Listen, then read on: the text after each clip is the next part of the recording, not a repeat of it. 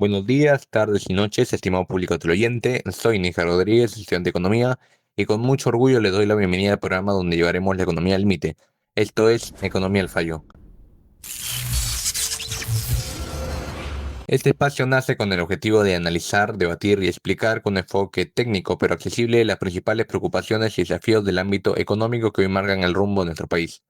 Y por supuesto, no estaré solo. En cada edición contaremos con una distinguida mesa de panelistas de amplia trayectoria y reconocido prestigio, como lo son el doctor Daniel Barco, ex viceministro de Economía y profesor de la Pontificia Universidad Católica del Perú; el señor Carlos Gálvez, ¿no? Es presidente de la Sociedad Nacional de Minería, Petróleo y Energía, ¿no? El CNMP, y director de la Sociedad Mineral Brocal; y nuestro querido amigo, el doctor Enrique Cornejo, ex presidente del Banco de la Nación y ex ministro de Transportes y Comunicaciones.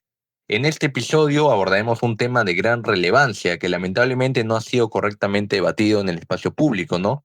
Como lo es que deberíamos esperar realmente de un plan de gobierno.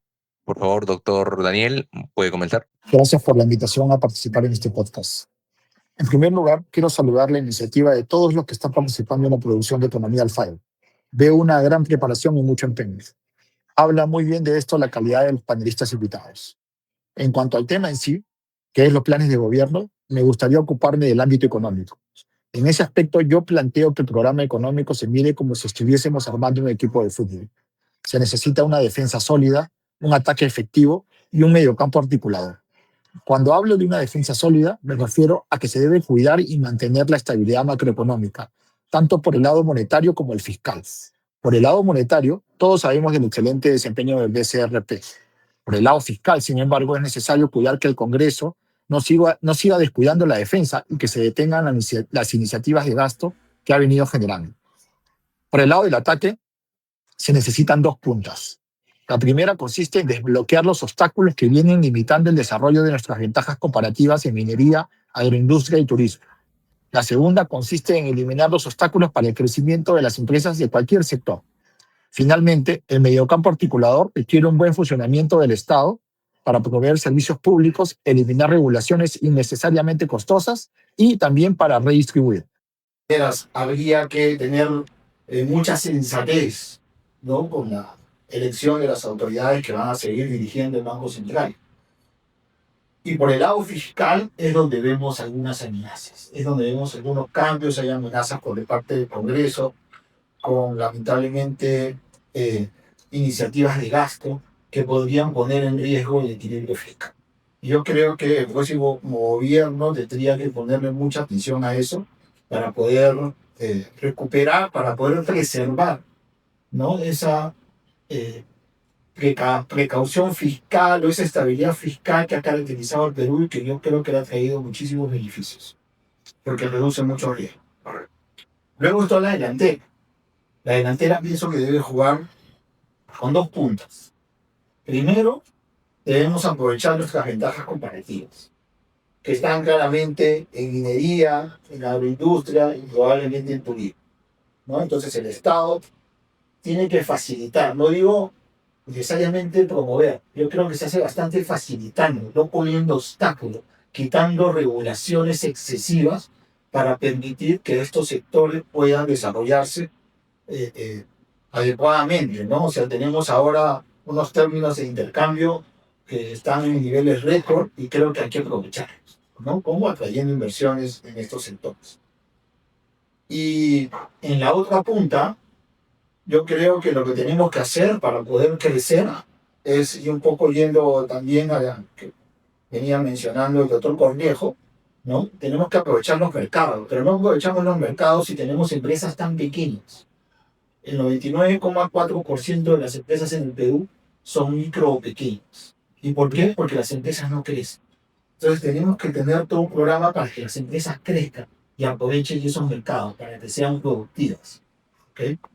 Y el mediocampo articulador, nuevamente haciendo referencia a lo que mencionabas, tiene que ser un Estado que funcione bien, un Estado articulador, porque ese es el Estado que va a permitir articular la defensa con la ofensiva, ¿no? ¿Y cómo? Siendo eficiente. Y eso es algo de lo cual podemos seguir hablando quizás más adelante. Correcto.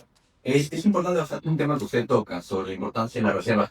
Ha habido un candidato en específico que ha hablado sobre en términos más mundanos, ¿no? Meter mano en el tema de las reservas.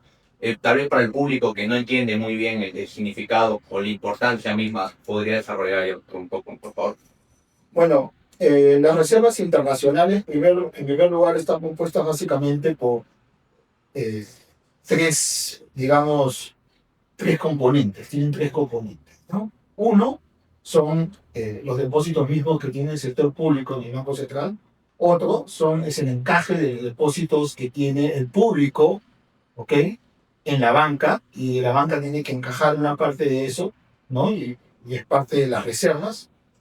Y tercero, la posición de cambio del mismo Banco Central, ¿no? Eso sirve como eh, un colchón que nos permite atenuar cualquier crisis que pueda existir de balanza de pagos, ¿no? O sea, ¿qué significa una crisis de balanza de pagos? Significa una situación en la cual el país pueda tener escasez de dólares. Las crisis son recurrentes, ¿no? A nivel mundial. Pueden ocurrir crisis que se pueden disparar, digamos, en algún país emergente, en el Asia o aquí en Sudamérica. A veces eso genera contagio en otros países, ¿no? Ni siquiera puede ser que sea causa del Perú. Y se necesitan esos recursos para poder enfrentar esa crisis y para poder tener los dólares suficientes para poder afrontar los compromisos que tiene el Perú y también para poder seguir siendo útiles para el aparato productivo, para que el sector productivo ha sido teniendo dólares para seguir funcionando. Claro, correcto. Bueno, muchas gracias. Seguramente hay un buen grupo de personas, ¿no? De la ciudadanía en general que escucha sobre estos temas y no lo tiene bastante claro, ¿no? Y ahí donde ocurre la especulación y se generan los dilemas. Doctor Carlos, por favor. Encantado, ¿cómo no? Antes que nada, felicitarlo por la iniciativa y felicitarnos nosotros. La verdad es que disfruto de la compañía de panel. Me parece muy interesante y todos aportan cada uno de su ángulo. Yo la verdad es que tengo una mirada respecto de los planes, quién sabe, diferente. Yo hubiese comenzado por tratar de identificar cuál es la visión que tenemos del Perú a futuro.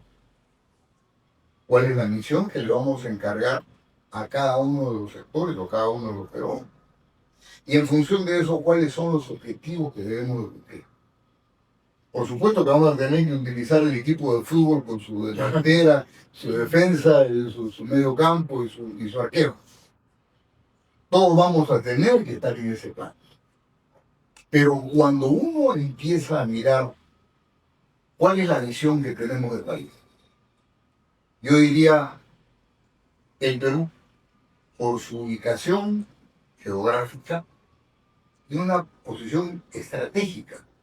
Y esto que no suene a cliché, el Perú debe ser, está llamado a ser el puerto de entrada y salida de América Latina para el resto del mundo. Y el resto del mundo, de cara hacia el futuro, es el Asia. Yo recuerdo mucho que Singapur, en los años 96, 97, se planteó como objetivo ser el puerto de entrada y salida del sudeste asiático. Y en ese momento no tenían ni el puerto. Comenzaron construyendo el puerto, comenzaron generando todos los sistemas de información adecuados que les permita atender los despachos aduaneros desde que la nave estaba en travesía, ni siquiera tenía que llegar a puerto. Y cuando llegaban simplemente despachaban y todo esto iba pues a Malasia, iba a todo el sudeste asiático. Eso es simplemente el aprovechar su posición geográfica después de haber sido solamente un islote donde almacenaban el combustible para la armada de los Estados Unidos o de los países aliados durante la Segunda Guerra Mundial. No tenían ni agua. ¿Y qué cosa hicieron? Tuvieron el ingenio de comprarle a Malasia los desagües, tratarlos, embotellarlos y venderlos como su superagua a Malasia. O sea, un país que no tenía recursos en absoluto. Lo que tenía era una clara visión de lo que tenía que hacer y cómo es que podía desarrollarse. Y no les tengo que contar a ustedes que están en los libros todos los días cuál es la posición de Singapur. Y yo quiero hacer hincapié en o tomarme un segundo en un concepto. Todos los políticos, todos, no hay excepción, comienzan con el sensibleísmo de decir que cuando se va a plantear un plan económico, tiene que comenzar por la redistribución del ingreso. Eso llega, y llega en automático.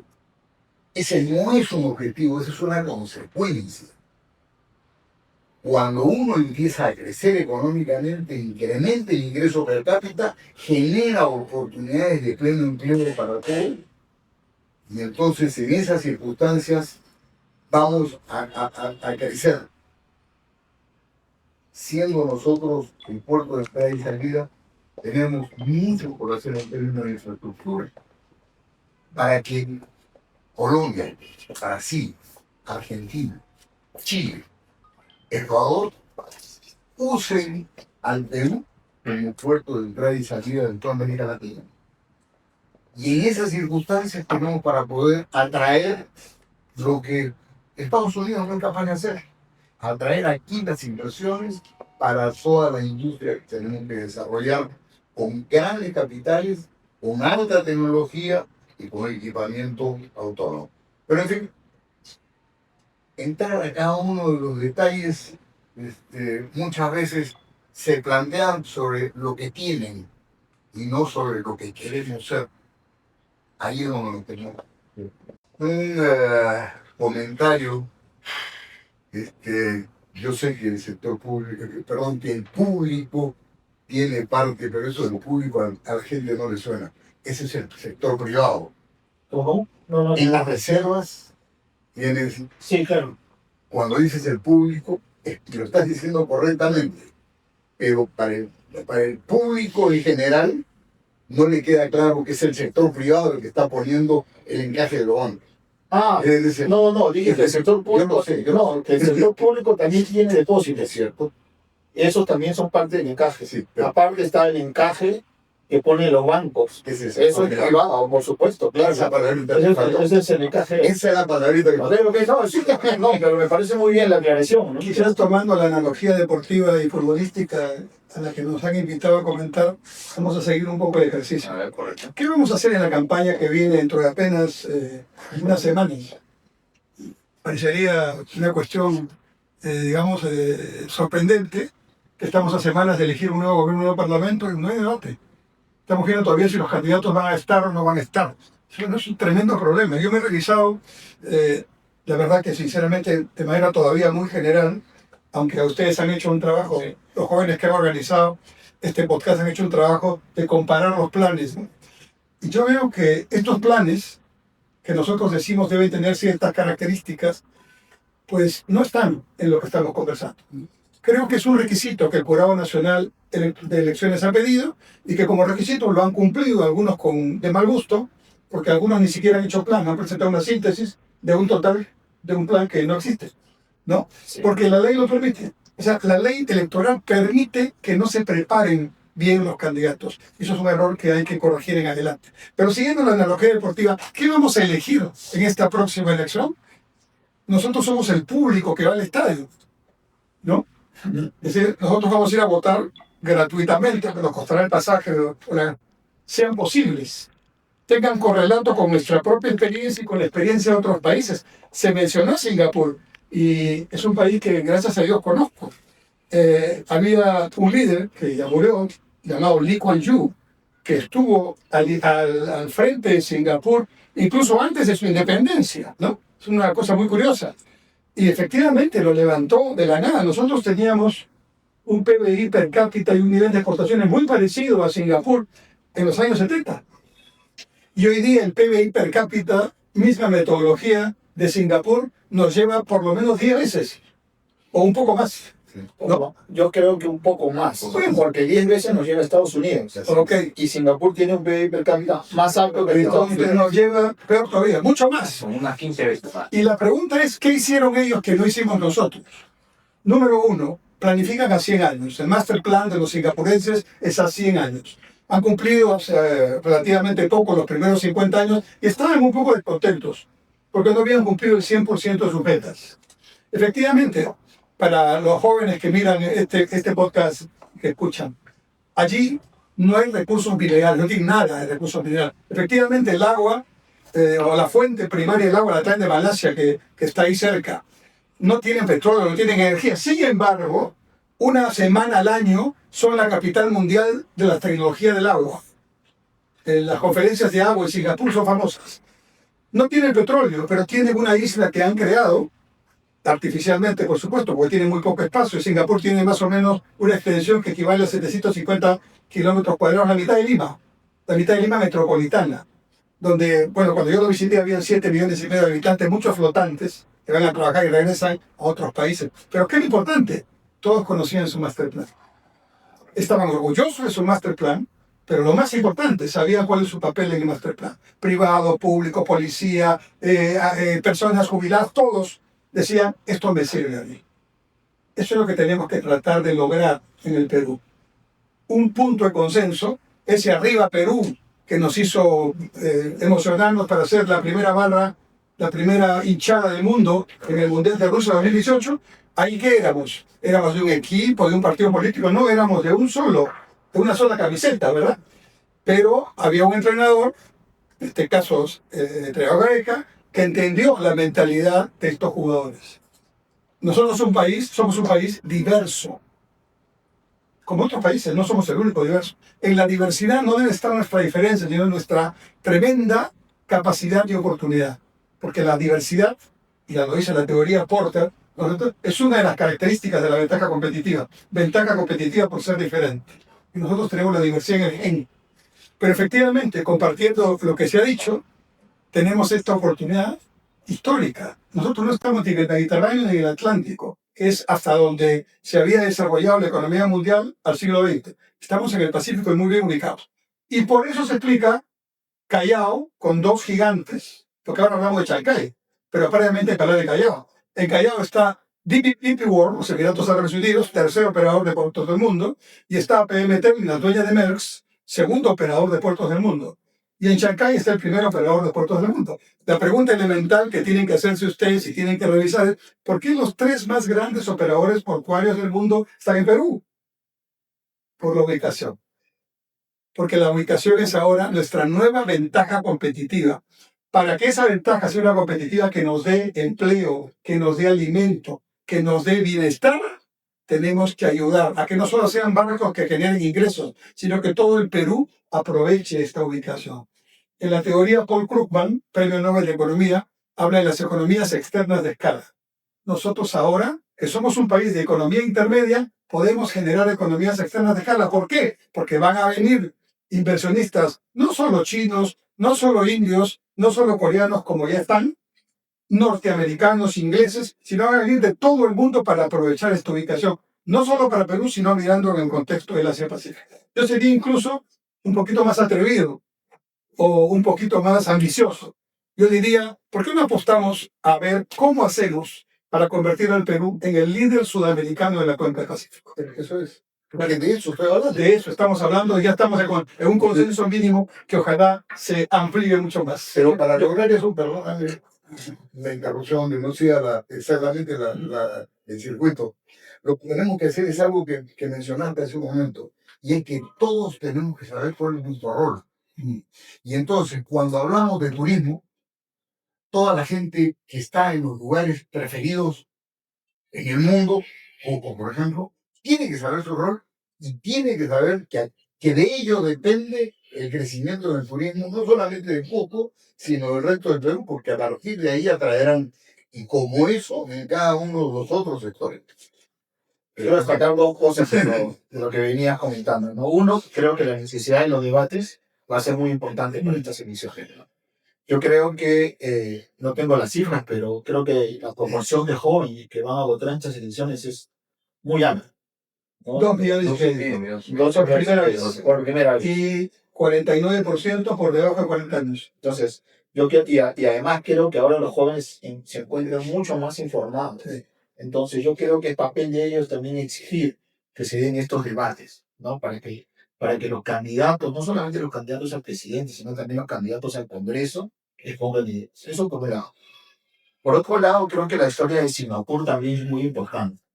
Y creo que detrás de esa historia de Singapur está el hecho de que la riqueza de las naciones usualmente no se basa solamente en los recursos naturales, ¿no? Lamentablemente aquí en América Latina hemos tenido una narrativa, ¿no? En muchos países de que somos ricos, justamente, pero que tenemos recursos naturales. Y ese es un mito que hay que desmontar, ¿no? Porque la riqueza de los países, al lado de la riqueza del éxito de Singapur, ¿no? Y el éxito de Singapur no se basa en sus recursos naturales, que son escasos. Se basa más bien en otros dos tipos de recursos, que es el capital humano y el capital físico. Y eso es lo que nos falta desarrollar aquí en el Perú, ¿no? Y desmontar esa idea nuevamente de que el Perú es un país rico. No es verdad. Con un cuidado, con un cuidado. Hay que salir de la polarización, ¿no? O nos vamos aquí o nos vamos allá. No sé cómo puede todavía en el Perú, es uno de los pocos países, si no el único, me corregirán, ¿no? Todavía existe población en el Perú que sale a gritar agricultura sí, minería no. Y yo digo, ¿por qué en Chile, nuestro vecino que a veces lo utilizamos mucho para comparar, no hay un solo antiminero? ¿Por qué en otros países, por ejemplo, digo yo, Canadá, ahí están las famosas vacas Holstein, ¿verdad? Sería pues un poco como la Miss Canadá de las vacas, ¿ok? Para decirlo en un sentido, ¿no? ¿No? ¿Y por qué allí, que tienen un excelente, digamos, sector agropecuario, también tienen una minería de primer mundo? ¿Y por qué Australia, que tiene unos quesos que son muy conocidos, y los quesos ya saben de dónde sale, ¿verdad? Tienen al costado una minería que también es una medida extraordinaria. ¿Por qué los peruanos no miramos lo que pasa en el mundo y en nuestra propia historia antes de repetir frases que pueden ser muy efectistas, pero que no tienen nada que ver con la realidad? Y peor todavía, nos ponen en una situación en la que aparentemente, por eso te interrumpí, tenemos que ser o uno o lo otro, tenemos que ser todo lo que podemos ser. Gracias a Dios que tenemos la minería que no tiene Singapur. Claro, Singapur es admirable por haberlo hecho sin tenerlo. Pero nosotros, ¿qué podríamos hacer? Voy a hacer un ejemplo con el turismo. Nosotros antes de la pandemia llegamos a tener 4.4 millones. casi 5 millones de turistas. 4. Ok, 4. Y yo miraba el otro día la cifra de turistas de América Latina. Chile tiene más de 7 millones de turistas al año, con perdón de mis amigos chilenos, que es un bonito país, yo también lo conozco, pero comprenderán y creo que en una reunión amena entre amigos, nos dirán, no, pues, usted es su comida, usted es su Machu Picchu, usted es sus... Tenemos mucho más destinos históricos, culturales y otras cosas más. Tenemos menos turistas que Chile. Ya ni hablar de Argentina y Brasil. ¿Qué pasa? O sea, nos contentamos con mirar la fotografía y no miramos el escenario. Pero ahí hay un punto. Y el tema es, esos países han sufrido la misma pandemia que hemos sufrido nosotros. Así es. Nosotros con la pandemia retrocedimos de 4.4 millones a 3.5. Y hasta el día de hoy no pasamos de 3.8. En cambio, Argentina, Chile, Brasil, Colombia, ya todos han superado por lo menos 15-20% del movimiento turístico pre-pandemia. ¿Y eso por qué? Por lo que comentábamos hace un rato, porque la gente no sabe el rol que le toca. El cusqueño no se está preocupando de atraer al turista, sino lo maltrata, lo bota. Sí. Entonces, ese es un tema. Pero yo quería ir un poquito al tema más general, aprovechando precisamente tu comentario de no polarizar entre recursos naturales o solamente los otros. Y con los ejemplos que has mencionado, incluyendo Noruega, tienes casos de éxito que han pasado de producir sus recursos naturales, no lo pueden maldecir ni despreciar. Pero para pasar a lo que nos toca hoy, en pleno siglo XXI, hablar de industria no es generación de mano de obra porque la industria para que sea competitiva tendrá que ser automatizada, robótica, autónoma, etcétera. Y lo que necesitamos más bien es darnos el tiempo a partir de los recursos naturales para educar y preparar a nuestra juventud para que podamos ir a la economía terciaria, a la economía de conocimiento, a la economía de servicios. Eso es lo que tenemos que alimentar. Entonces necesitamos darnos ese trayecto sin pretender que vamos a competir nosotros con nuestra propia inversión, industrializar para competir con la industria que ya está hecha. Dicho eso, no quiero caer tampoco en el ninguneo de la industria. Hay nichos de industria en las que sí tenemos ventaja competitiva. No vamos a competir nosotros con el producto chino de todo por $1. En eso es imposible competir. Ellos llevan décadas invirtiendo en toda esta maquinaria que hemos dicho. Pero, por ejemplo, sí podríamos nosotros perfectamente... No he negado el papel de los recursos naturales, ¿no? Por eso en mi equipo de fútbol estaban la minería y los sectores con ventajas competitivas, ¿no? Con la minería y la industria, eso para nada. O sea, nos pueden servir como palanca justamente para el desarrollo. Pero estos, digamos, estos recursos, si no solamente estamos mirando estos recursos y además tenemos esta narrativa de que el Perú es un país rico automáticamente porque los tiene, creo que ahí es donde empiezan los correos. ¿Por qué? Porque comienzan los conflictos para poder apropiarnos de la ganancia de esos recursos. Y ya vemos todo lo que pasa en varios países de América Latina debido a este problema. Estos recursos naturales necesitan ser complementados con inversión en capital. Primero en esas industrias probablemente y después en otras industrias. ¿Por qué? Porque complementando lo que dices, las ventajas comparativas no es un concepto estático, es algo dinámico que se puede trabajar con políticas, ¿no? ¿Qué es lo que pasa? Uno si ve el modelo de ventajas comparativas de Aguirre Ricardo, y uno lo ve, por ejemplo, con costos de transporte, ¿no? Uno sabe que si bajan los costos de transporte, los sectores con ventajas comparativas en diferentes países aumentan.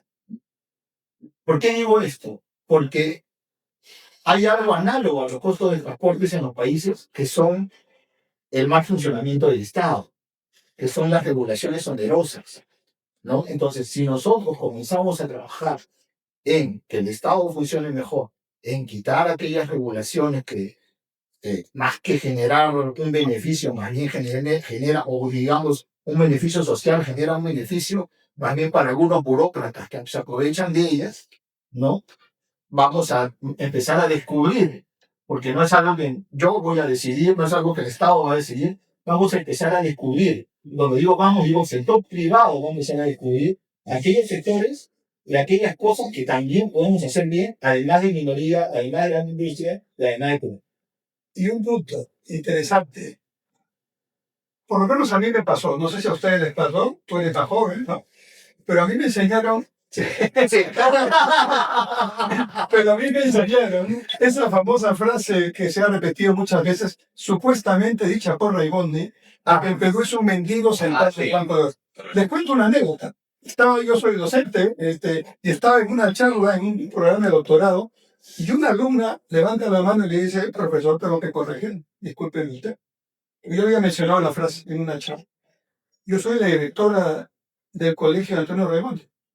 Y le puedo asegurar que toda la bitácora de Raimondi está en el colegio. Y lo invito a que la vaya a mirar. Porque no hay una sola frase que se parezca siquiera a el Raimondi, aquel pensamiento. Hay una frase más bien que dice, me faltan ojos para mirar lo bueno que es el Perú. Cuando llegó a Cusco dijo, he llegado a la Roma de América. Y finalmente cuando se va al Perú, si jóvenes tienen una gran tarea que hacer en este país maravilloso. Salvo que fuera bipolar, ¿no? Realmente no podía pensar como esa frase sugiere. Pero la frase es fatídica, porque dice tres cosas. Primero dice que el Perú es un mendigo, una condición mendicante, sabemos. Es una situación en la que la persona no puede por sí mismo salir. Los peruanos no somos mendigos. Tenemos problemas, pero no somos mendigos. Tenemos muchos ejemplos. Segundo, está sentado, lo cual es una cuestión pasiva de esperar, dame el bono, ayúdame.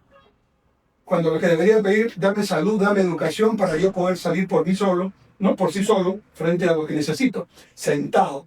Y lo tercero, lo que tú dices, yo ya soy rico, ¿para qué tengo que trabajar? Porque estoy en un banco de oro, tengo que vender el banco de oro, ¿verdad? Pero ese banco de oro no me da comida, ese banco de oro no permite que mi familia crezca, ¿no? Yo tengo que convertir ese banco, si fuera siguiendo la lógica, en alimento, en empleo. Y entonces quiero poner en la mesa imaginaria del debate el tema del empleo. Porque también aquí Qué bueno. viene otro asunto. Finalmente, ¿cómo vamos a sentir como Santo Tomás ver para creer, ¿verdad? Que el modelo funciona si tengo empleo, pues. Sí. Y si ese empleo tiene derechos, como dice la OIT, decentes, con planilla, ¿verdad? Si mi familia empieza a tener mejores ingresos y con eso mejora nuestro nivel de vida, ¿verdad? Ok. Números. ¿Cuántos empleados públicos hay? Ya me cae. 1,5 millones. ¿Y cuántos serán los empleados por el sector privado a todo dar? ¿4 millones? ¿4,5 millones? Digamos, momentáneamente. Estamos hablando de Otros 300, lo formal y Sí, todos tenemos que planilla con ciertas condiciones. Ya tenemos 6 millones aproximadamente, dennos esa licencia para generar el debate. ¿Y cuánto es la población peruana sin el nuevo censo? ¿No? Somos todavía, hasta el momento, 33,5 millones. La cifra va a variar con el nuevo censo. Y de los cuales la población económicamente activa es cercana al 50%. Sí. Estamos en bono demográfico, o sea, es alta. O sea, 16 millones. 17. 17, ¿cuántos dijimos? 6. 6. Para 17, ¿cuántos faltan, amigos? 11 millones. Claro. Entonces, la pregunta de oro que tienen que hacerle a los señores candidatos es, ¿cómo van a generar, según ustedes, 11 millones de empleos desde el Estado? Esos 11 millones de puestos de trabajo tienen que ser generados por la empresa privada, porque no necesitamos más empleo público. No es función del Estado Correcto. Pero se confunde. generar las condiciones Eso. para que se cree Dice, empleo. dentro de este contexto de economía social del mercado, el Estado genera, promueve el empleo. Y entonces dice, allá dame empleo. Ese pequeño detalle hay que corregirlo. Y exijan a los candidatos que les digan eso que dicen que van a hacer, en cuánto tiempo lo quieren hacer o pretenden hacerlo, cómo lo van a financiar y con qué. Y ahí empezarán a notar las diferencias ustedes solos.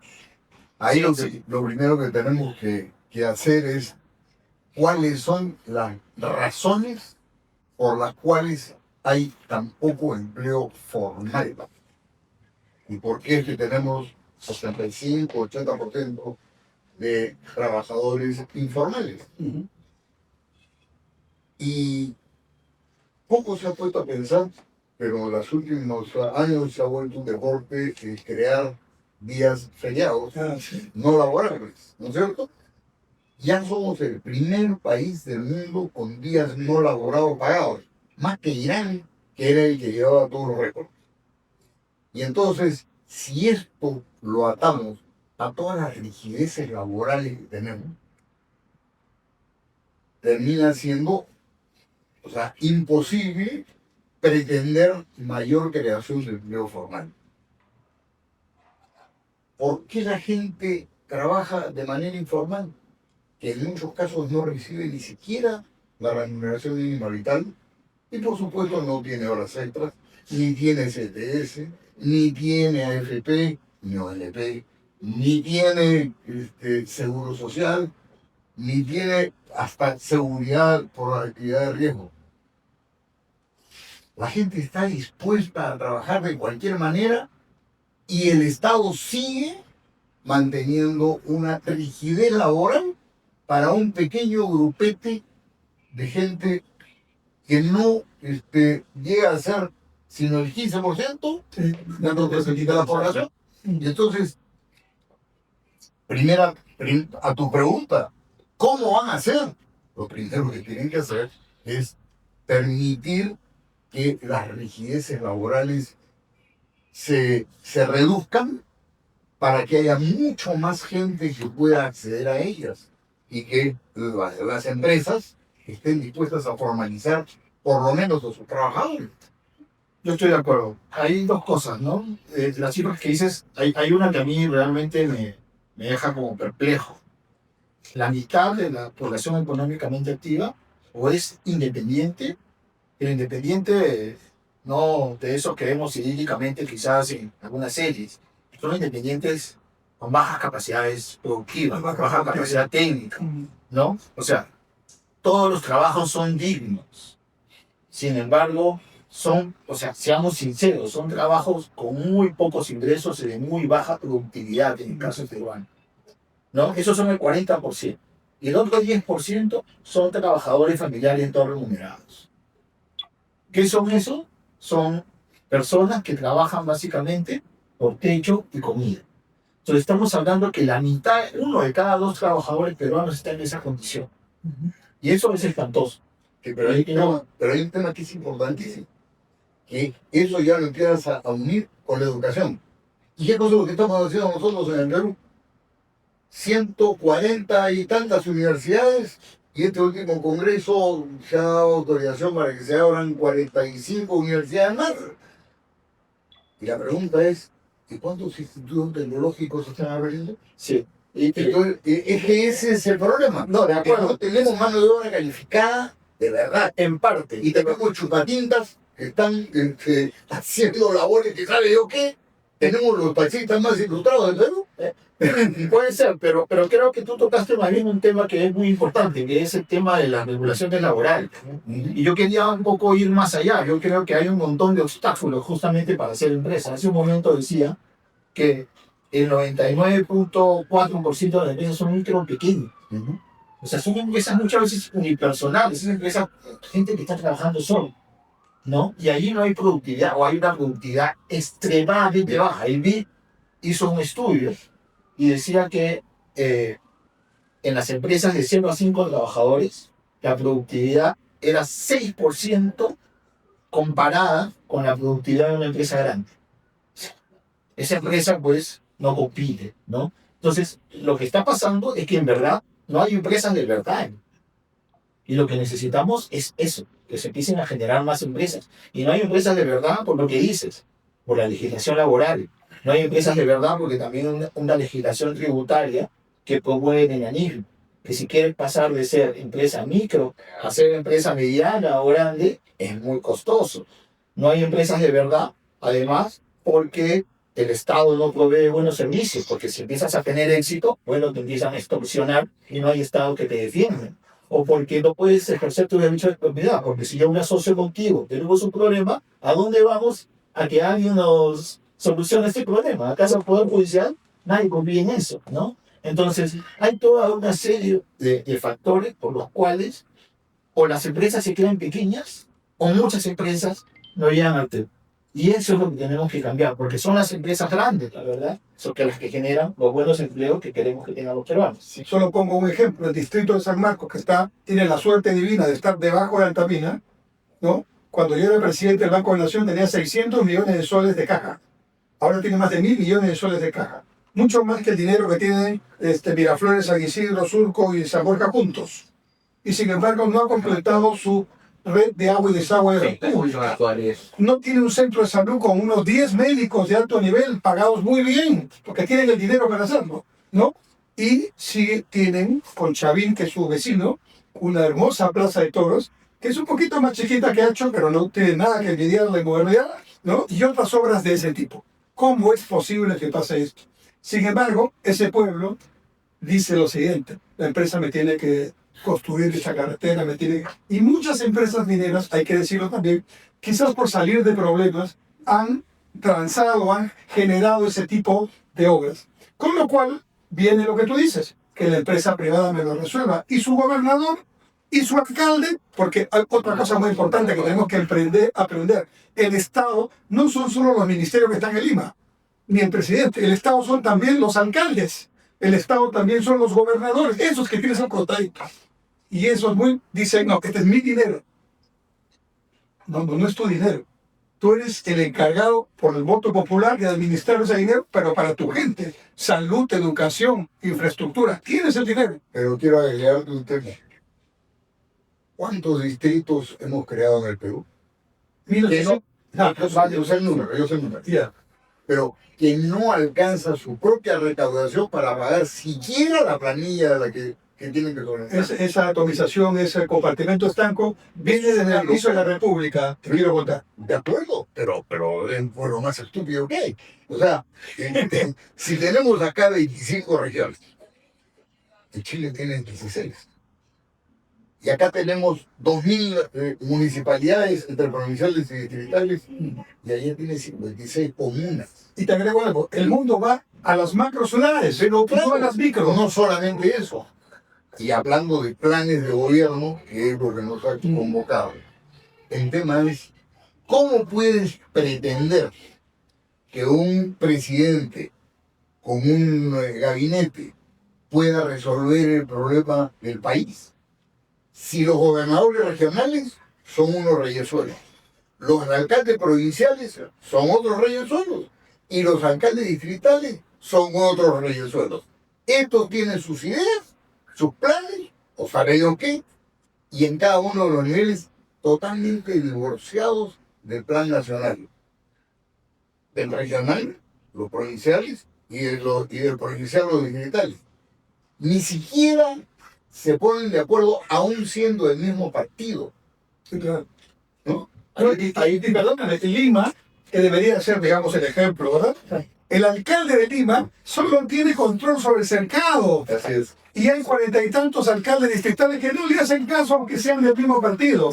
Y Magdalena está peleada con San Isidro, por poner un caso.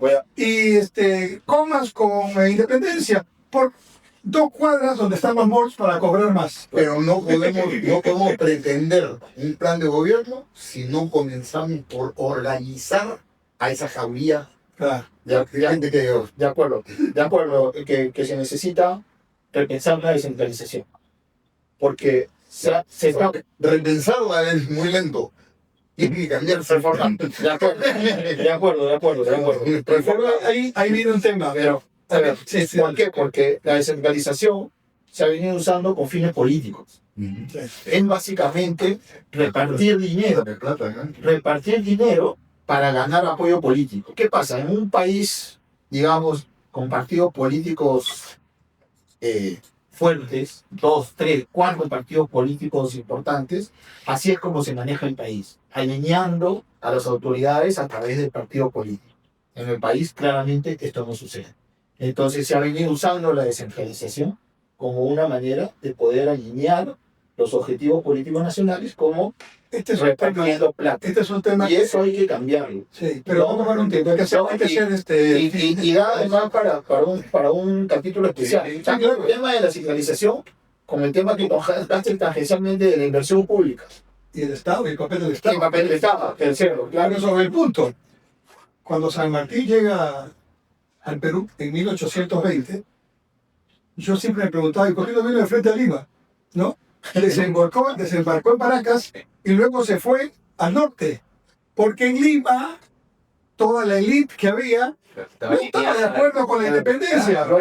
Más bien decían, ¿qué está pasando aquí? Tenían unos privilegios que no habían en otros virreinatos. El Perú era el virreinato principal. el centro. El virrey que llegaba aquí y luego regresaba a España para tener una vida ya, digamos, muy especial política y económicamente. Ya. Entonces San Martín se fue para el norte y luego fue haciendo lo suyo. Además tenía la mitad del ejército que el ejército realista. Cuando el virrey se va a Cusco, recién pudo llegar, pero igual, estábamos divididos. San Martín en 13 meses armó casi toda la república que tenemos. 3 ministerios. El primer ministro de Economía fue Hipólito Unanue. No había mucha gente, por eso Hipólito Unanue un gran tipo, ¿no? Que tuvo que cambiar la mentalidad de los peruanos en ese momento, porque estábamos acostumbrados al oro y la plata. Pero como los españoles se habían cargado casi todo lo que había, nos dejaron sin oro y plata, y las minas estaban cerca donde estaba el ejército realista. Entonces Unanue inventó una moneda de cobre. Pero por supuesto aquí nadie le hacía caso a la moneda de cobre después de haber tenido oro y plata. Tremendamente un problema. Pero ¿a dónde voy? San Martín hizo muchas cosas muy buenas en 13 meses de protectorado. Luego Bruno Bolívar las completó. Pero algo que no hizo fue pensar en la distribución o gestión territorial del Perú. Hasta antes de los españoles, la gestión territorial era transversal, que luego sabiamente Javier Pulgar Vidal lo puso en un ensayo, las famosas 8 regiones naturales. Todas son transversales. Ya. San Martín copió el modelo español, que era un modelo largo por ancho, de 2 dimensiones. No había montaña ahí. Y quiero poner un ejemplo gráfico para los muchachos o las personas que nos están viendo. Huancavelica. Si miramos el mapa, Huancavelica tendríamos que ir de Lima en línea recta. Pero para ir a Huancavelica hay que ir al noreste, hacer una diagonal y regresar a Huancavelica. Es un camino bonito. Podríamos, en Suiza sería un túnel, ¿no? Pero estamos en el... Ya, ok. Vas allá y regresas. Porque el Perú no es el único país que tiene montaña. Efectivamente. ¿No es cierto? Pero aquí, bueno. Entonces vamos para allá y llegamos a Huancavelica. Lindo, un camino. Ahí está el Tren Macho. ¿Saben por qué le llaman al tren Huancavelica, Huancayo, el Tren Macho? Sí, claro. Porque sale a la hora que quiere y llega a la hora que puede. ¿No es cierto? Ya. Como para una novela de Vargas Llosa o de Gabriel García Márquez. Pero para ir al Ircay y a Cobamba, que están en Huancavelica, pero en la otra cordillera, hay que regresar a Huancayo y meterse por la otra cordillera. Ah, pero si quieres ir a Castorena, que está más al sur, no te aconsejo ir por la trocha que hay ahí. Te bajas a Lima nuevamente, te vas a Pisco, subes a Guaitará, que es Huancavelica, aunque debería ser Ica, y de Guaitará haces izquierda y llegas a Castorena más rápido. Yo sí eso. Tú lo has hecho. Verde de la galaxia, dices. Y entonces llegas, ahora, si quieres ir al Churcampa, que también es Huancavelica, pero está más al sureste, entonces, mejor llegas a Ayacucho, te tomas tu almuerzo ahí, y luego te vas a Huanta, y a tiro de piedra de Huanta está Churcampa. Pregunta, ¿cómo Huancavelica puede desarrollarse, salir de la pobreza, si no está integrada físicamente? Porque está dibujada al estilo español sin montaña. O sea, la región tiene diferentes distritos, pero aquí están las dos cordilleras. Están desintegrados. Y no pueden integrarse entre sí. Entonces, ese es un drama. Tenemos que repensarlo y tal vez mirar un poco los 4.500 años previos a los españoles, donde toda la pobreza y respetar la cuenca. Y no es solamente de... Perdón que le No, por rompa, favor, ¿no? sí. No es solamente de Huancavelica con Huancayo, es prácticamente todo el Perú. El que ha tenido la oportunidad de hacer el trayecto de Huancayo a Ayacucho, no me deja mentir que esa carretera internacional tiene poco. Sí. Yo me imagino, turista argentino, que yo estoy en Argentina, hermoso país, ¿no? Viene y hace la ruta Huancayo y Ayacucho, yo me muero. Son laderas. Pero no te vayas muy lejos. La provincia de Huarochirí y Lima, la capital de Huarochirí está por el lado, subiendo por Lunahuaná, por allá. ¿No es cierto? Pero Huarochirí está por el lado del camino Huancayo también. ¿Cómo se comunican? Yo creo que Pero volvemos bueno, solamente para jugar con el tema. Hay una región en el Perú que es probablemente el récord Guinness de desconexión. Se llama la región Lima Provincias. El gobernador de Lima Provincias tiene que hacer campaña en Cañete, ¿no? Luego tiene que irse a la sierra de Lima, que supuestamente, ¿no? A Ollón. A Ullón, a Huarochirí, ¿no es cierto? Y luego tiene que bajar a la hermosa, no, Chancay, Huacho, Huaral, que es la parte donde normalmente consiguen la mayor rotación. ¿Cómo puede existir una región de esa naturaleza? Sí, y yo quiero ahí con eso, o sea, unir esto al tema de Singapur, ¿no? De que creo que así como somos conscientes de que sí tenemos riquezas que nos pueden dar ciertas oportunidades, creo que también hay que ser conscientes de los retos que tenemos. Hay un reto geográfico bastante fuerte, ¿no? O sea, sí, la posición de Perú respecto a otros países de Sudamérica quizás es expectante, pero igual, o sea, la posición misma geográfica de Sudamérica no es la mejor. O sea, geográficamente está alejado de todos los centros de producción mundial, ¿no? Entonces, de ahí que sea tan difícil, bueno, eso más los malos gobiernos que imponen una serie de regulaciones y costos, generan pues que lamentablemente no podamos estar insertados en las cadenas de valor mundial.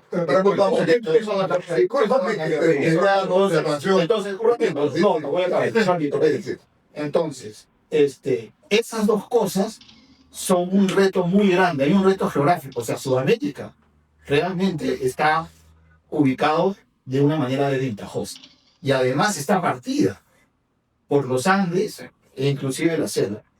Entonces yo creo que ser conscientes de los retos que tenemos es muy importante para salir adelante. Es muy fácil, están diciendo todo el tiempo el Perú es hermoso, el país tiene grandes oportunidades, pero yo creo que también tenemos que ser conscientes de los retos para poder superarlos. Y ese reto geográfico creo que es súper importante que seamos conscientes.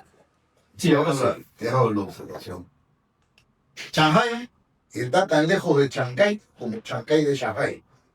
Los chinos llegan acá todos los días trayéndonos sus productos y nadie se queja. como se lo llevan también a Norteamérica y se lo llevan a Europa.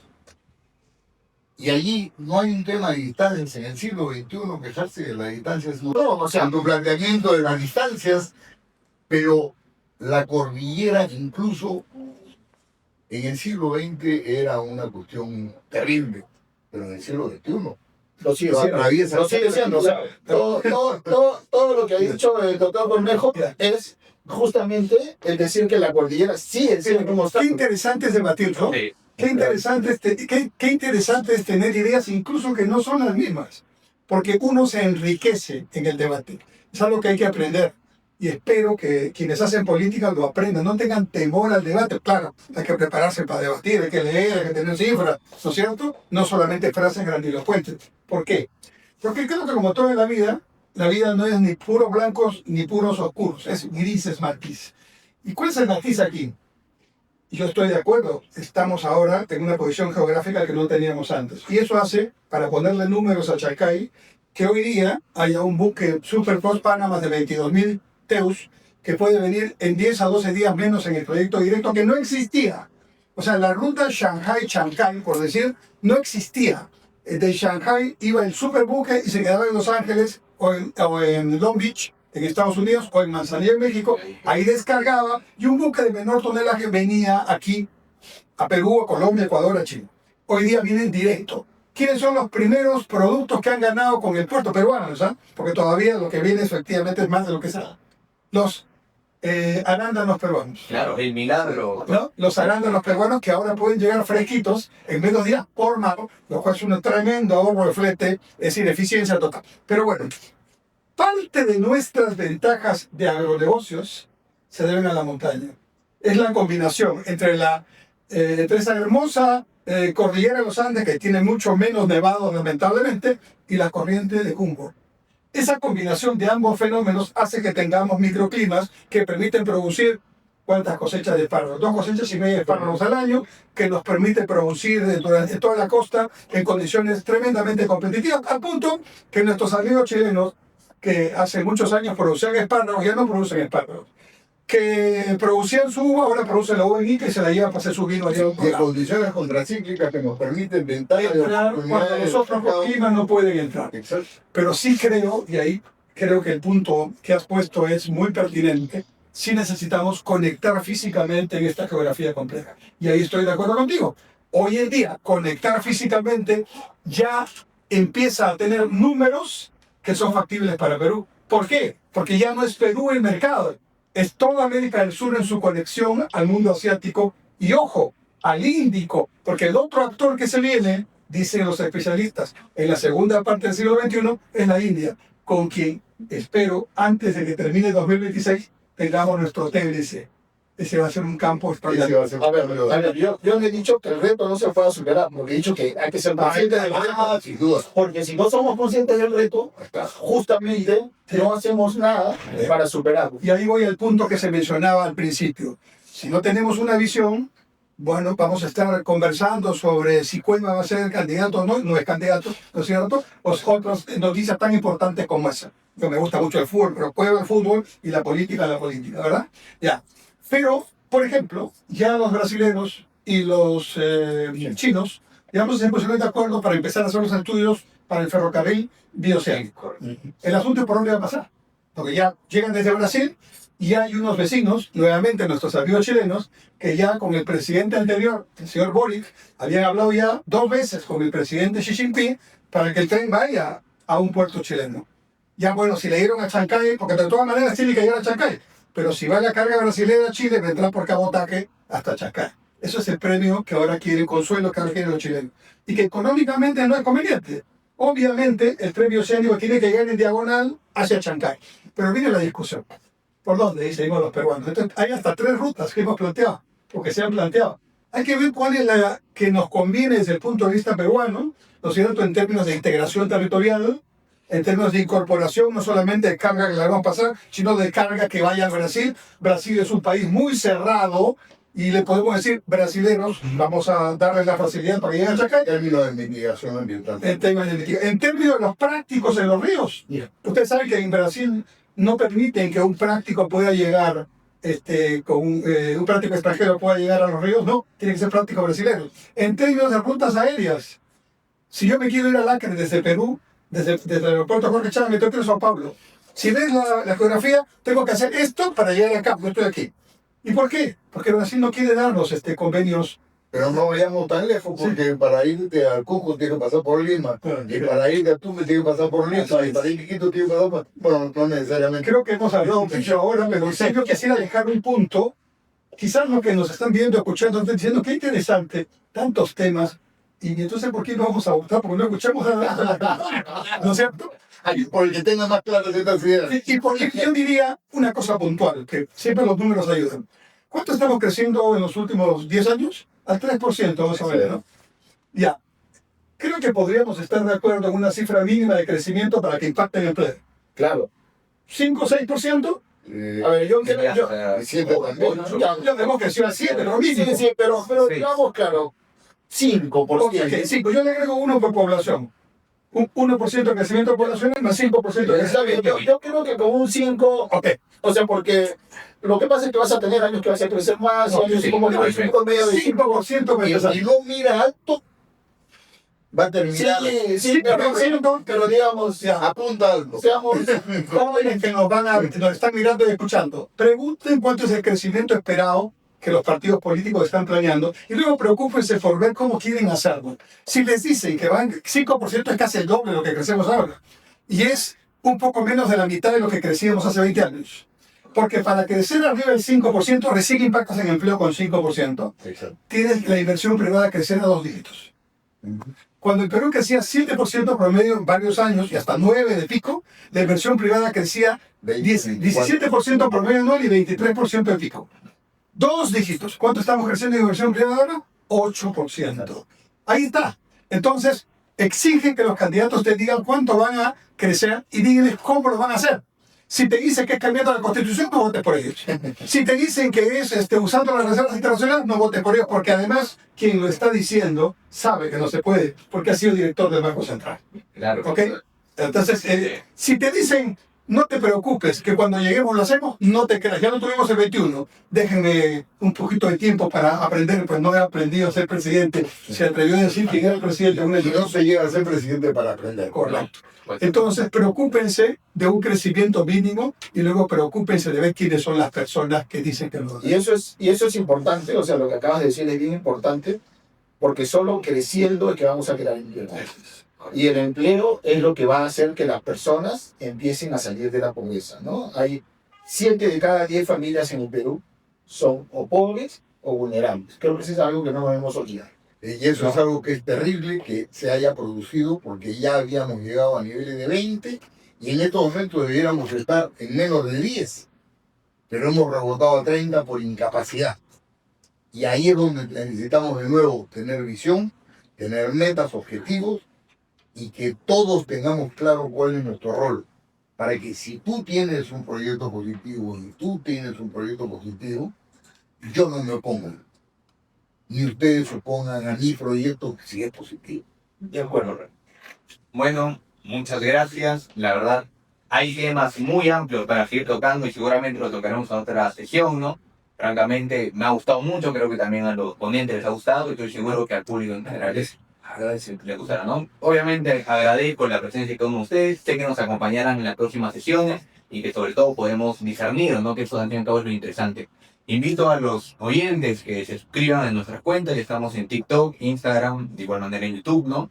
Y que si tienen alguna duda o comentario o algún tema, ¿no? Que consideren importante, lo pueden escribir en la caja de comentarios. Y si tienen alguna crítica, que la hagan. Sí, por supuesto, la caja de comentarios está abierta. Y la compartan. Sí, la estaremos, inclusive estaremos respondiendo en la próxima sesión, ¿no? Si tienen alguna duda extraordinaria, también puede ser un tema a tratar, ¿no? O a ser tocado. Eso sería todo por nuestra parte. Muchas gracias. Gracias también. Muchas gracias.